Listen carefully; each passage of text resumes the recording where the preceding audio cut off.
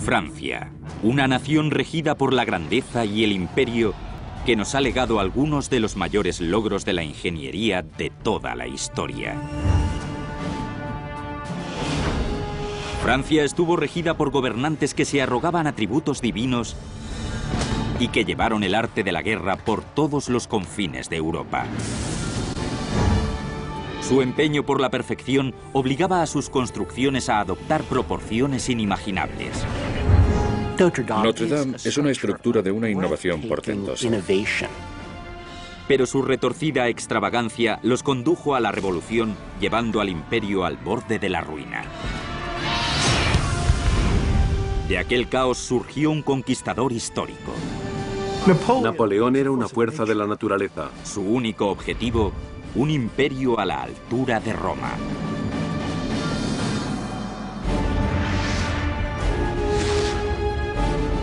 La construcción de un imperio. Napoleón, el gran constructor.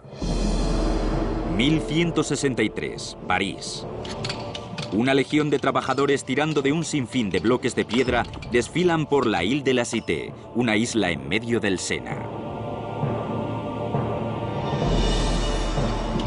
Este ha sido un enclave sacro durante miles de años. Originalmente un santuario druida, fue transformado en un templo romano dedicado al dios Júpiter, para acabar convertido en lugar de peregrinaje para los cristianos que venían a honrar a Saint-Denis, a quien aquí se torturó y decapitó. Más tarde el rey de Francia decretó que aquí se pondrían los cimientos de una grandiosa catedral que sería la envidia del resto de Europa. Luis VII, 1120-1180. Aquel rey era Luis VII. Y la grandiosa catedral Notre Dame. Incluso hoy en día sigue siendo una de las construcciones más majestuosas del mundo. A los enfants de la patrie, le jour de gloire est arrivé. Ha llegado el día de la gloria. Hola, soy Peter Weller. Me aprendí la marsellesa, quizá el himno nacional más apasionado del mundo, hará unos 15 años cuando me propuse pasar una temporada recorriendo las calles de París y volver sobre los pasos de la Revolución Francesa. Pero el legado directo de la Revolución Francesa no fueron ni mucho menos días de gloria, sino un reino de terror reaccionario que sumió a Francia en un caos político salpicado de cadáveres decapitados. Un caos del que acabaría surgiendo Napoleón. La democracia vendría más adelante. Aunque, si los cimientos de las democracias están cubiertos de sangre, también lo están de belleza. Y la de Francia perdura a través de su innovación en las artes y las ciencias, en su música, su gastronomía, su idioma, su pintura, su literatura y su poesía, pero también en su arquitectura y urbanismo y en su incomparable capacidad para construir catedrales. La palabra catedral no solo se refiere a cualquier iglesia grande. Viene de la palabra cátedra, el púlpito del obispo o el arzobispo, el representante del papa en una parroquia o distrito. Esta es la Catedral de París, Notre Dame de París, Nuestra Señora de París, en honor a la Virgen María. No está mal, ¿eh? De hecho, es una de las iglesias más famosas del mundo. Muchos años antes, a comienzos de la Edad Media, el estilo preferido para las iglesias era el románico, que tomaba elementos romanos como las columnas y los capiteles. Las iglesias románicas eran poco elevadas y extendían su planta a lo ancho de gruesos muros, minúsculas ventanas, bóvedas de cañón y arcos de medio punto. Incluso la escultura era maciza y austera, pero la capacidad de aquellas iglesias era limitada y el obispo de París, Maurice de Sully, no solo quería llenar su iglesia con miles de fieles, quería que ésta inspirara respeto. De Sully era considerado como un icono cristiano en Francia.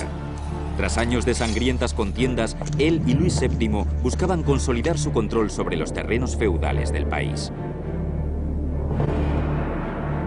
La gran catedral sería la piedra angular de aquel nuevo régimen, un símbolo de su formidable autoridad. Sería una construcción nunca vista antes en el mundo. Maurice era el obispo de París en un momento en que la ciudad era todo un polvorín. Luis VIII había fijado en París la capital del reino.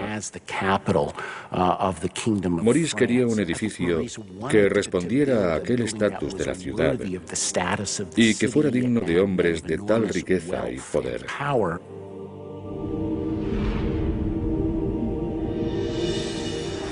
Los 2 siglos que se tardó en construir Notre Dame, del año 1100 al 1300, es el periodo que denominamos gótico.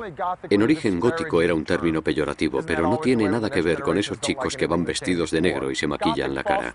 Su significado original se refería a los godos, a los bárbaros. Se trata de un estilo majestuoso, lleno de elevados chapiteles decorativos, estrechas ventanas ojivales, rosetones y vidrieras tintadas, todo ello soportado por monumentales pilares en el interior de sus gigantescas naves. Todo en el gótico es vertical.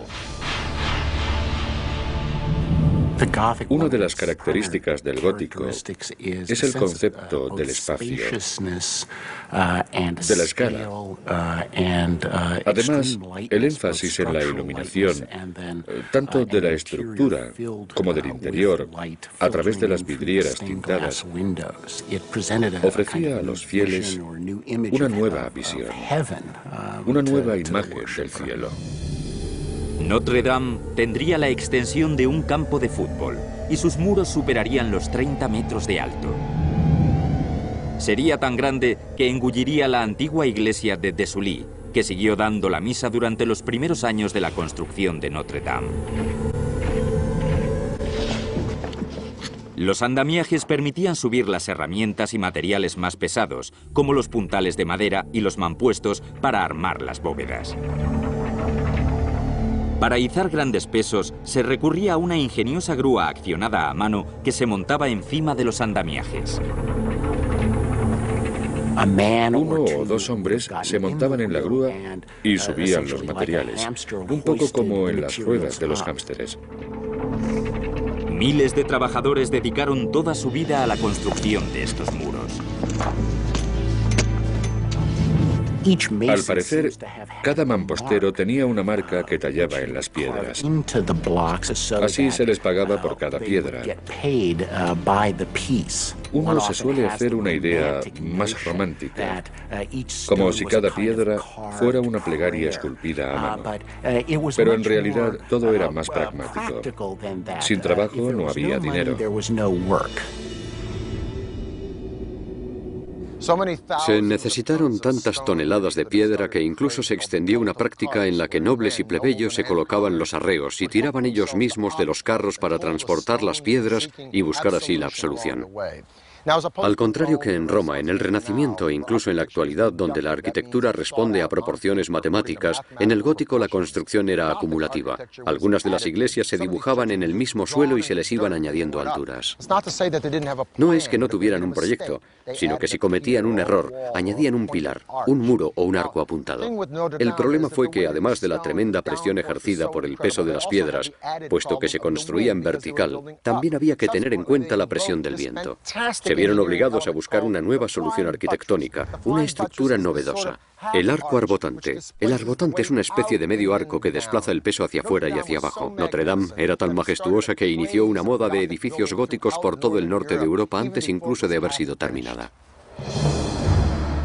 Antiguamente, los arquitectos miraban hacia arriba y siempre se topaban con el mismo problema, la gravedad.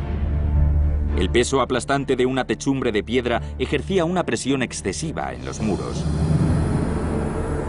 Lo que quizá se concibiera como un ingenioso tipo de andamiaje para apuntalar los muros permitió a los arquitectos posteriores proyectar sus fantasías de elevación, pasando a ser considerado un elemento constructivo más.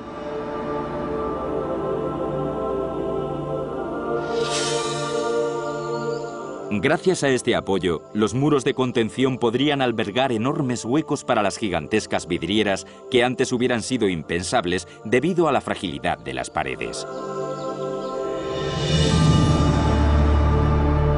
En 1190 se finalizaron los muros de las naves norte y sur. Las torres occidentales ya estaban en marcha. Serían independientes del resto y albergarían el Gran Rosetón Occidental, quizá la vidriera más famosa del mundo.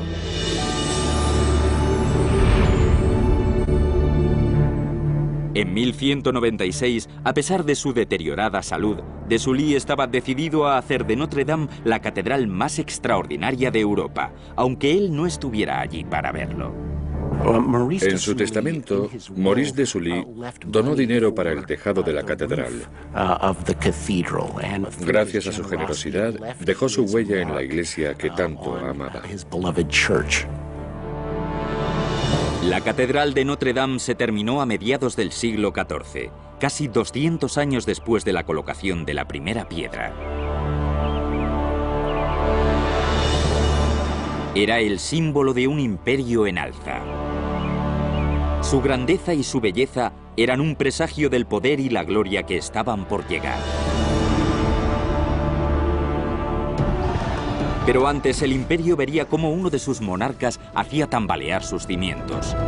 Un rey que se comparaba con los dioses, que llegaría a acercar toda Francia con fortificaciones espectaculares y construiría el mayor palacio nunca visto.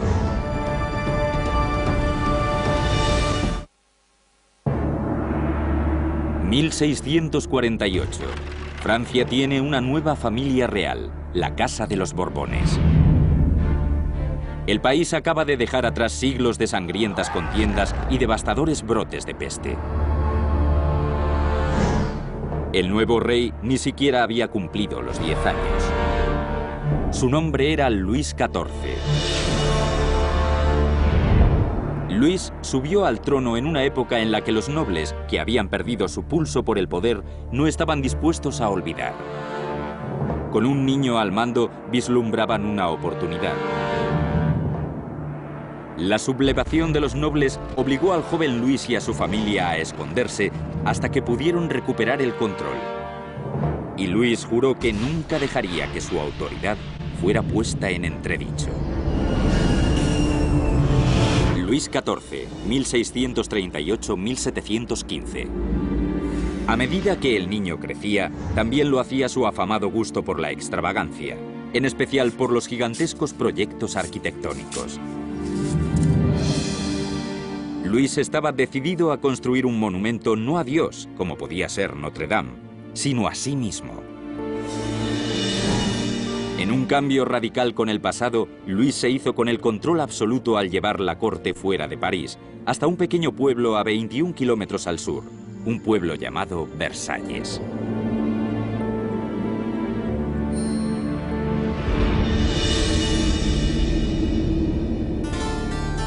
En 1661, los arquitectos comenzaron a trabajar en un colosal complejo que albergaría el centro neurálgico del imperio. Luis XVI quería conseguir logros espectaculares, quería obras de ingeniería y arquitectónicas espectaculares. El propio Versalles es una declaración de intenciones, la imagen de lo que él proyectaba para el mundo entero. Quería el poder supremo. Versalles. Fue aquí donde las enormes pelucas y las delicias de hojaldre se elevaron a la categoría de arte. 700 salas, 2000 ventanas, 1250 chimeneas, 1800 acres de jardín, 1400 fuentes. Para Luis XIV, estos aposentos no eran solo su hogar, también eran su despacho. Porque si uno es rey, no tiene que ir al trabajo, el trabajo viene a uno. Al fin y al cabo es el hombre que dijo, «L'État c'est moi», el Estado soy yo. ¿Y qué mejor lugar para un ego de tal calibre que una casa con un vestíbulo hecho totalmente de espejos?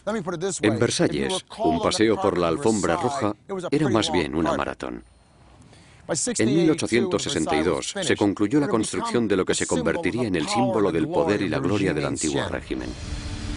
Sus fuentes y jardines eran los más bellos que el mundo había contemplado jamás, pero necesitaban agua. Para resolver este problema, Luis encargó la construcción del que quizás sea su mayor logro en ingeniería, la máquina de Marly. Una enorme estación de bombeo ideada para llevar el agua del Sena casi 5 kilómetros colina arriba, hasta sus amadas fuentes. Inaugurada por Luis en 1684, la máquina de Marly era una obra de arte de la ingeniería hidráulica. Se servía de la corriente del Sena para hacer girar 14 gigantescos tornos capaces de suministrar cerca de 380 litros de agua al día.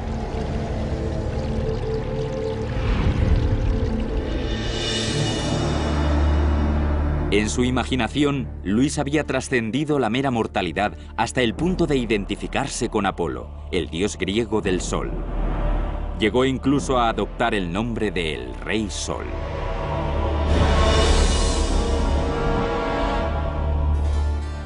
Una vez conquistado el poder absoluto dentro de sus fronteras, Luis XIV fijó sus miras en los países vecinos.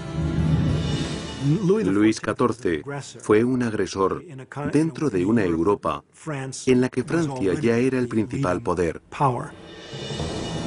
Para realizar sus sueños de un imperio, el monarca francés recurrió a uno de los ingenieros más señeros de la historia militar, Sébastien de Vauban. Vauban demostró su pericia en el campo de batalla con una revolucionaria estrategia de ataque: los campos de trincheras paralelas, un método que salvaría vidas y cambiaría el arte de la guerra durante cientos de años.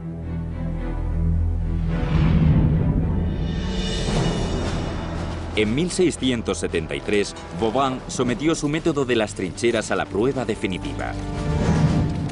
Bajo el fuego cruzado del sitio de la fortaleza holandesa de Maastricht, Vauban apostó a las tropas de Luis XIV a lo largo de una primera trinchera paralela a la fortificación, a unos 550 metros, fuera del alcance de los cañones. Las trincheras paralelas fueron avanzando hasta que la artillería francesa estuvo lo suficientemente cerca como para poder abrir brechas en los muros del fuerte enemigo. Su técnica funcionó a la perfección. Las tropas galas se introdujeron por las brechas abiertas, llevándose a los holandeses por delante. La guerra de trincheras de Vauban no dejaba de reportarles victorias a los franceses, lo que permitía al propio Luis XIV personarse en el frente, un acto de una temeridad nunca vista en un monarca. Vauban le ofreció la posibilidad de ganar la guerra.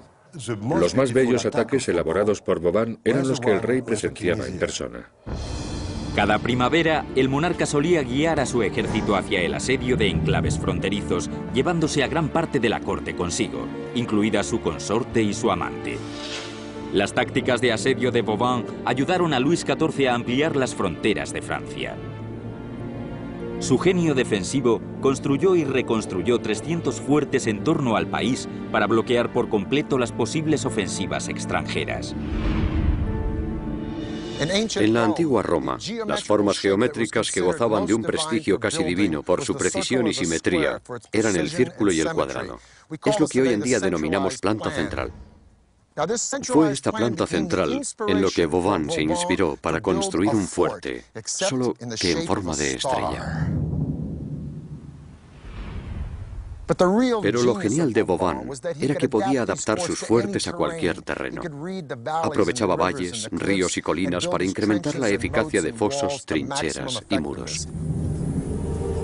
Sabía eliminar los puntos ciegos en los que los atacantes podrían esconderse, además de colocar a sus hombres en los puntos más favorables para devolver el fuego. Lo que Vauban aportó al reino de Francia fue que durante los siguientes 150 años ninguna guerra se libró dentro de su territorio. Las contiendas siempre se producían en el exterior, algo muy beneficioso para el rey. Sin embargo, la incalculable fortuna que Luis XIV se gastó en esos cientos de fuertes dejaron al país al borde de la bancarrota. Vauban le sugirió al rey una solución muy sencilla: cobrar tributos a los nobles, no solo a los campesinos. Aunque su iniciativa fue rechazada, esa misma idea volvería a plantearse un siglo más tarde, en la Revolución.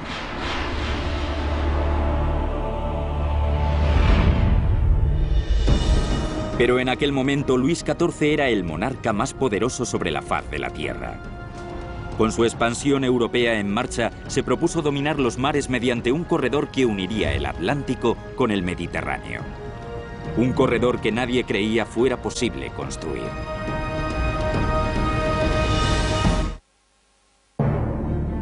Luis XIV moldeaba la naturaleza al igual que los imperios. Levantó estos parques y jardines de Versalles a partir de un simple pantano. No escatimó medios a la hora de desviar los ríos circundantes para bombear estas 1.400 fuentes.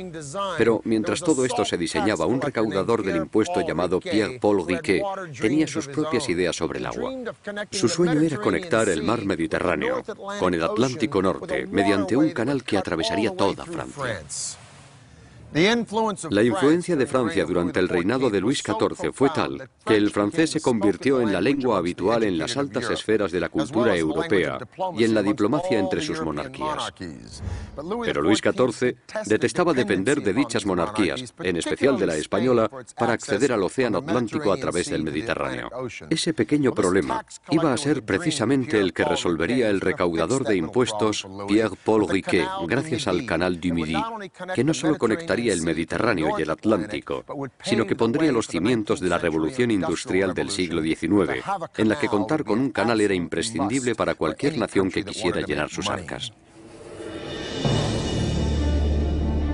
Pierre-Paul Riquet no era más que un niño cuando oyó hablar de la idea de un canal que atravesara Francia y evitara que las embarcaciones tuvieran que bordear España, pero no dejó de soñar con ello el resto de su vida. No sé si sería fácil vivir con Riquet, porque estaba tan inmerso en ese proyecto, estaba obsesionado con el canal. Algo dentro de él le impulsaba a construir, a conseguir materializar algo que quedara para la posteridad.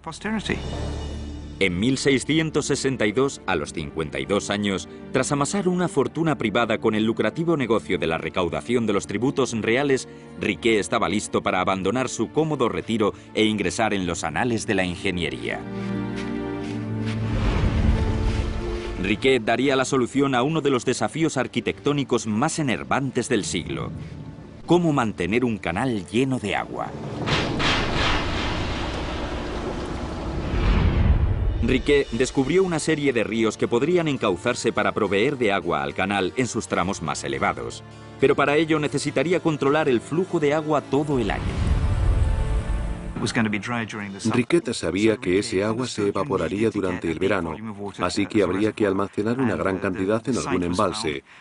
Y él dio con el lago de Saint-Ferréol, una solución asombrosa que fue la clave de todo el proyecto. Un embalse, una idea genial. Riquet había resuelto la encrucijada de la que nadie antes había podido salir. Solo había un pequeño problema. Para suministrar agua suficiente al canal, tendría que construir el embalse más grande de la historia. Debería alcanzar los 32 metros de altura y tener un grosor de 123 metros para albergar un lago artificial de 7.500 millones de litros. El Bassin de Saint-Ferréol, que se nutriría de diversas fuentes.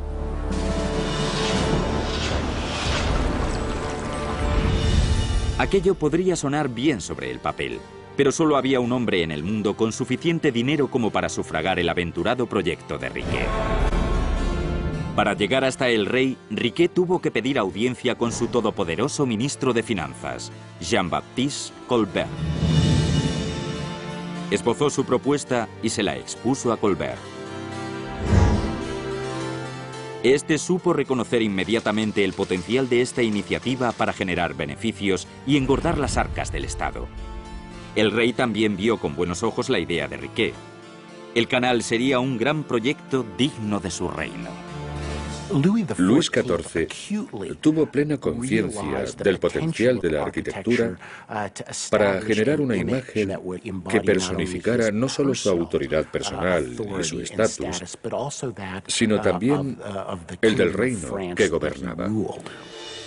Aún así, Riquet tuvo que arriesgar sus propios ahorros para financiar un tercio del proyecto antes de que Luis diera su consentimiento.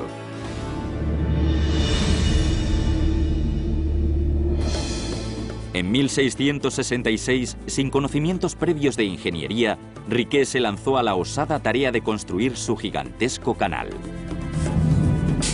Comenzaron los trabajos de construcción del embalse de Saint-Ferréol, una empresa que duraría 4 años. Mientras el embalse y el sistema de afluentes ya estaban en marcha, el 17 de noviembre de 1667 se comenzó a excavar el propio canal en Toulouse. En enero de 1668 eran 2.000 los trabajadores que participaban en el proyecto, cifra que alcanzó los 12.000 en las fases de mayor actividad. Se llegaron a emplear a 600 mujeres debido a la escasez de jornaleros. Para asegurarse una mano de obra numerosa y de fiar, Riquet ofreció unas pagas superiores a la media, facilitó alojamientos asequibles e incluso vacaciones y bajas por enfermedad. Introdujo un avance de lo que sería la seguridad social. Los jornaleros tenían permisos remunerados, algo totalmente inaudito en aquella época, así que se podría decir que se adelantó a su tiempo. Pero claro, tenía que ser capaz de terminar el proyecto a tiempo. La envergadura del proyecto de Riquet y la generosidad de sus condiciones laborales no tardaron en suscitar críticas. Los contrarios al canal acusaron a Riquet de despilfarrar los caudales públicos para su gloria personal en una empresa condenada al fracaso. Incluso el propio Colbert comenzaba a tener sus dudas. En 1677, tras 10 años de trabajos, el proyecto se topó con un problema más a medida que el canal se acercaba a la ladera sur de la cordillera de Enserun. Riquet planteó una arriesgada solución. Construiría el primer túnel navegable del mundo. Y para ello utilizaría explosivos. Cuando los rumores sobre el plan de Riquet llegaron a París, el pánico hizo presa de Colbert. Decretó la suspensión de todos los trabajos en el canal hasta que un grupo de expertos estudiara la idea. Si se aprobaba, el sueño de Riquet se haría realidad. Si se rechazaba, toda una década de trabajo y todos los millones de Riquet habrían sido en balde. 1677. El Canal du Midi, en el sur de Francia. Uno de los hitos de la ingeniería fluvial está al borde del desastre. Tras 10 años de denodados esfuerzos, Pierre-Paul Riquet se arriesgaba a perderlo todo. Cuando la noticia de que Riquet planeaba atravesar una cordillera de montañas llegó a París, el ministro de Finanzas, Jean-Baptiste Colbert, ordenó paralizar el proyecto y someter a examen lo que él pensaba era una idea inviable: usar explosivos para construir el primer túnel navegable del mundo. El trabajo de toda una vida y la fortuna personal de Riquet pendían de un hilo. Colbert le dijo que no creían que aquello fuera a funcionar. Riquet incrementó el número de trabajadores y trabajadoras, y cuando se presentó el inspector, creo que a las 2 semanas, pudo ver que habían sido capaces de atravesar la montaña y comprobar que el túnel era practicable.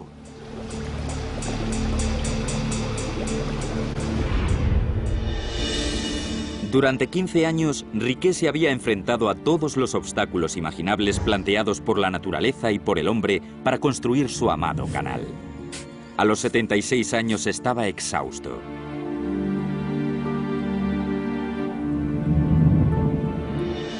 El 1 de octubre de 1860, Riquet, gravemente enfermo y postrado en la cama, llamó a su hijo y le preguntó: «¿Où est le canal?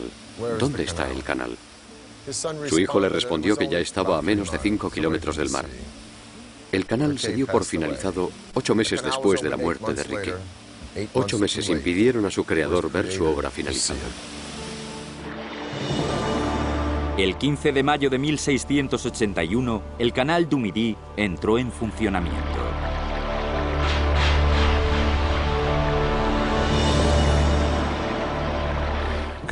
El Canal du Midi es una obra maestra, la solución para el transporte fluvial en Francia. La mejor opción incluso hoy día. El Canal du Midi fue una obra pionera. Luis XIV, 1638-1715. El canal no era más que uno de los muchos proyectos que Luis XIV llevó a cabo en su ansia por el poder y la gloria. Como consecuencia de ello, al acabar su reinado, Francia estaba al borde de la ruina. El gobierno autocrático y las deudas generadas por el despilfarro pondrían las semillas de lo que acabó estallando un siglo más tarde. En 1789, la monarquía fue derrocada por la Revolución Francesa.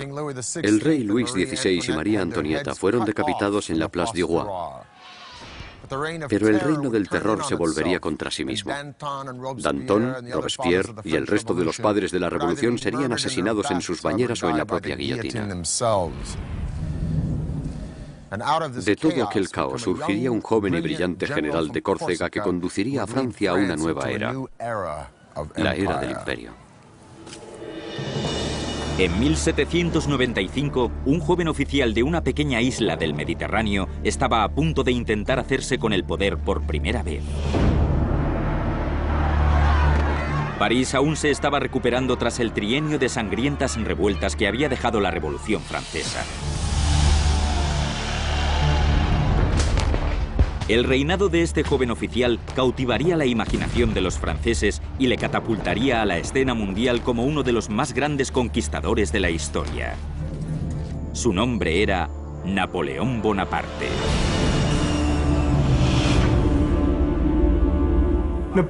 Napoleón era una fuerza de la naturaleza. Llevaba la osadía en la sangre. Se supo imponer a Europa con tal poderío que entró en los anales de la historia junto a Julio César y unos pocos elegidos. La ascensión de Napoleón fue meteórica. En solo un año pasó de jefe del ejército en el interior a comandante en jefe del destacamento en Italia. En 1796, Austria atacó a las tropas galas en Italia. Napoleón logró convertir a un escuadrón hambriento y desmotivado en un verdadero ejército. Fue venciendo batalla tras batalla a los austríacos hasta hacerse con la mayor parte del norte de Italia y someter a la tranquila República de Venecia. A su regreso a París, Napoleón fue recibido como una estrella y comenzó a hacerse con el mando, aunque tras 10 años de sangre y vísceras, parisinos y franceses le acogieron con los brazos abiertos. En 1804, Napoleón fue coronado emperador en Notre Dame. Se dice que en uno de los primeros bocetos que Jacques-Louis David hizo del acto, Napoleón le quitaba la corona al Papa para ponérsela sobre su cabeza. Durante la coronación se volvió hacia su hermano y le dijo: «Ojalá Papá me viera ahora». Con este descomunal ego, es curioso que Napoleón fuera reacio a erigir monumentos a su persona. Tan solo lo hizo una vez. Un arco de 70.000 toneladas de piedra proyectado a imagen y semejanza del arco de Tito en Roma. Es el famoso Arc de Triomphe.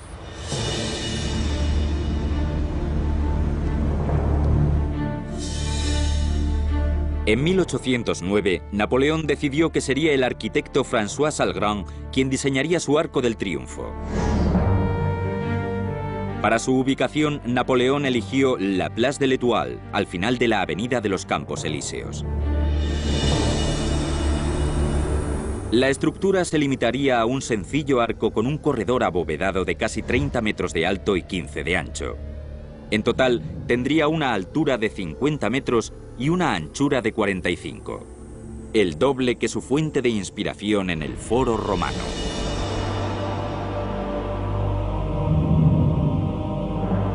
En la base de los pilares del arco se esculpieron 4 enormes altorrelieves en conmemoración de las guerras revolucionarias y napoleónicas. La visión de un arco de semejante majestuosidad, erigido como una corona en lo alto de la más célebre calle de París, infundiría el respeto del poder y la gloria. Napoleón fue un hombre hecho a sí mismo, y eso era en gran parte lo que defendía la revolución. Fue ese individualismo desenvuelto lo que cautivó a los franceses. En 1812, cuando Napoleón había conquistado la mayor parte de Europa, se topó con la horma de su zapato al intentar invadir Rusia. La dificultad para suministrar alimentos, los crudos inviernos y la tenacidad de los rusos pudieron con el general francés, que se vio obligado a abdicar y a exiliarse a la isla de Elba. Al poco tiempo escapó y disfrutó de un breve interludio en el poder, el llamado Imperio de los 100 días, antes de ser nuevamente derrotado en Waterloo y verse exiliado a Santa Elena de por vida.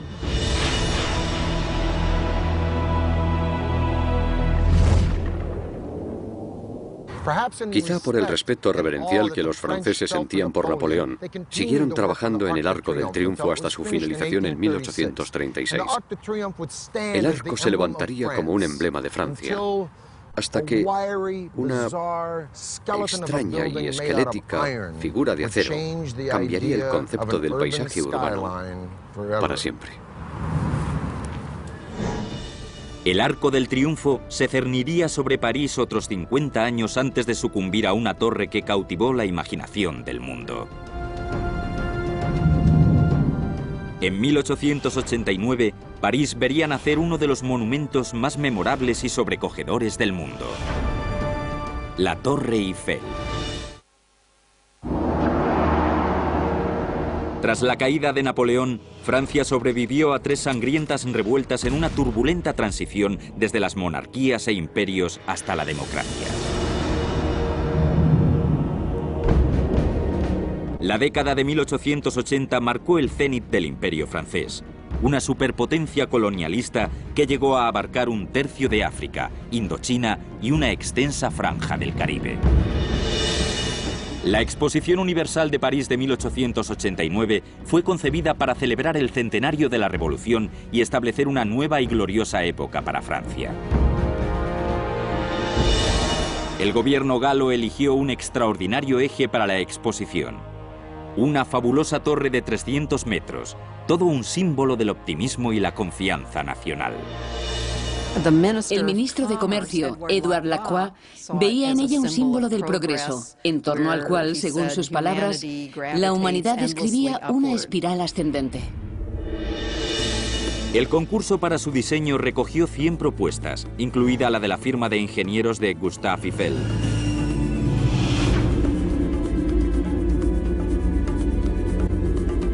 Desde los años 30 se había intentado construir una torre de ese tipo, pero sin ningún éxito. La reputación internacional de Eiffel como artífice de gigantescos puentes y estructuras monumentales, así como su elegante diseño para la torre, le dieron el triunfo. Pero la Torre Eiffel no agradaba a todo el mundo. En el momento en que se hizo público el proyecto, artistas e intelectuales parisinos expresaron su más enérgica protesta. Se decía que era fea, industrial e inútil. Nada que ver con el paisaje parisino, que contaba con todo tipo de maravillas de la arquitectura clásica. Hoy en día no concebimos París sin la Torre Eiffel, pero para aquella época era bastante estrafalaria. Gustave Eiffel estaba a punto de transformar el concepto, no solo de la construcción civil, sino de toda una ciudad. Aquella cosa iba a ser la precursora de los rascacielos, pero a muchos parisinos les horrorizaba. Lo mismo ocurrió 100 años más tarde con la pirámide de Ai-Min-Pei para la puerta del Louvre. Pero la Torre Eiffel también levantó ampollas entre respetados arquitectos y escritores que hicieron oír sus críticas. Guy de Maupassant dijo: me tendré que comer esa cosa, porque es el único lugar de París donde no tendré que mirarla. La torre tendría 300 metros de altura y sería la mayor estructura concebida por el hombre.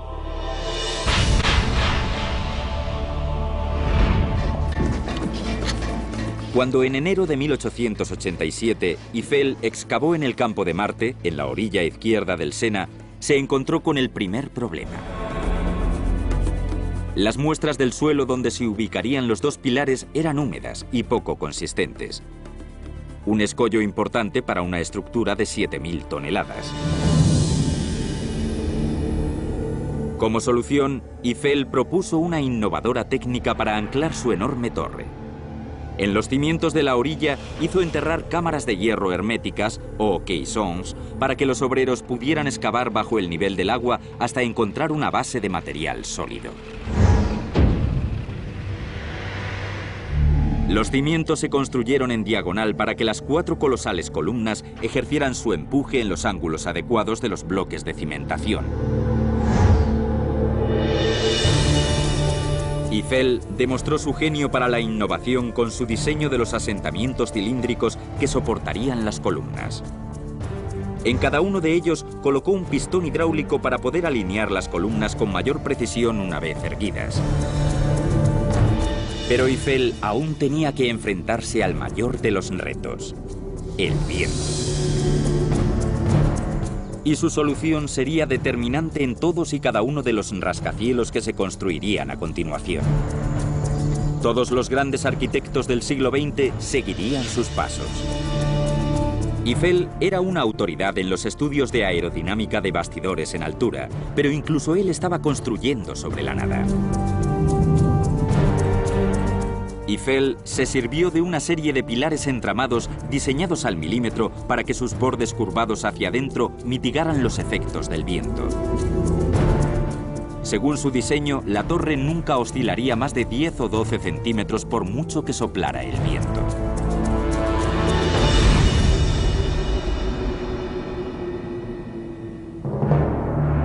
El 1 de julio de 1887, la torre empezó a tomar altura. Las grúas de vapor iban izando y colocando las enormes piezas de la estructura metálica. 2/3 de los roblones tuvieron que acoplarse en los talleres para poder ensamblar directamente las piezas en la obra. Una de las técnicas de Eiffel para acelerar los trabajos fue usar piezas prefabricadas. Era un genio gestionando los proyectos. El dinamismo de los trabajos dio sus frutos. Frente a las décadas que se habían tardado en construir los enormes monumentos de la antigüedad o los casi 2 siglos de Notre Dame, la Torre Eiffel se terminó en tan solo 22 meses y con solo 300 trabajadores de la siderurgia. Cuando se colocó la última pieza, en 1889, la obra maestra de Gustave Eiffel superó a la Gran Pirámide de Giza y se convirtió en la estructura más alta del mundo. Un récord que mantuvo hasta 1930, cuando se construyó el edificio Chrysler de Nueva York. Lo genial de la Torre Eiffel es que durante los primeros años horrorizara tanto a los franceses. Era un reflejo de la identidad tecnológica del país, de su audacia arquitectónica, algo que no gustaba a las élites más tradicionales. Y hoy en día a todo el mundo le parece bastante bonita. El 21 de junio de 1889, la Torre Eiffel abrió sus puertas al mundo. Gustave Eiffel dirigió personalmente las visitas de muchas personalidades y aristócratas como Buffalo Bill, el Shah de Persia, el rey de Siam, el príncipe de Gales e incluso Thomas Edison. La torre se convirtió en el éxito de la exposición. Atrajo a casi 2 millones de personas e incluso dio nombre a un modelo de vestido femenino.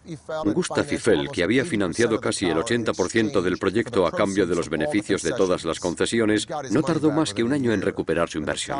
La torre acabaría haciendo de él un hombre muy rico. La Torre Eiffel simbolizaba un ideal de sociedad republicana. Estaba hecha de muchas piezas muy pequeñas que se interconectaban y se apoyaban las unas a las otras. De alguna manera, representaba una analogía de la sociedad republicana, en la que todo el mundo, todas las clases sociales, se apoyan mutuamente en un gobierno democrático, respaldándolo y sacándolo adelante.